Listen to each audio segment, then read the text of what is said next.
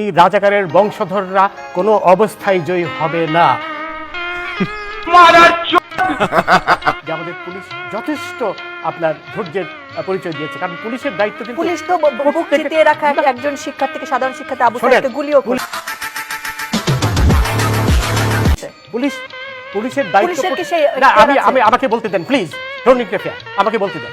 পুলিশের দায়িত্ব হচ্ছে প্রত্যেকের জানমাল রক্ষা করা। আমি যে আজকে এত ঘুরে এলাম, এটা তো পুলিশের দায়িত্ব ছিল এদের বহন করা। সেই অর্থে পুলিশ অনেক ধৈর্যের আপনার পরিচয় দিয়েছে। পুলিশ কি আবু সাইদের জীবনের জান রক্ষা করেছে? সাধারণ ছাত্র আমি মোটেও বলবো না।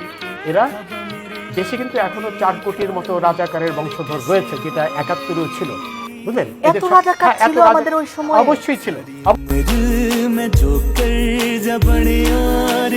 আপনি কি আবু সাইদের মৃত্যুর ঘটনা দেখেছেন? আমি পুরোটাই দেখেছি। পুরো ভিডিও দেখেছেন? তারা যেভাবে আবু সাইদের হাতে কোনো মরণ আমাকে বলতে দেন আগে, আপনি ডোন্ট লিড ওই আনসারের মতো আমেরিকান এখানে বসে থাকেন। আমি পুরো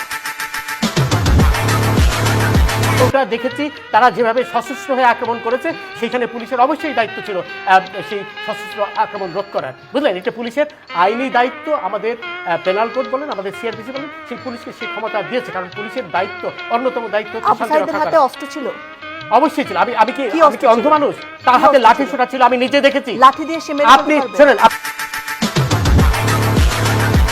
তো একা দেখেননি নাকি? আরো অনেকেই দেখেছে। সেটাই বলছি, বলেন। আমিও দেখেছি, আমি দেখেছি। যে আপনার কথা শুনে মনে হচ্ছে না।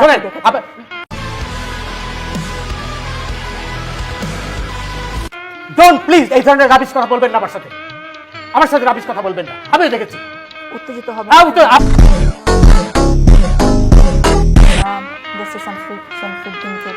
আমার নামটা ভালো করে উচ্চারণ করতে পারেন না নাকি? ডুবেছি আমি তোমার চোখের অনন্ত মায়া।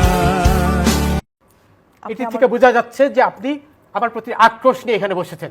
আমি যেটা বলেছি ओह यार यार ये कितनी औसम है यार।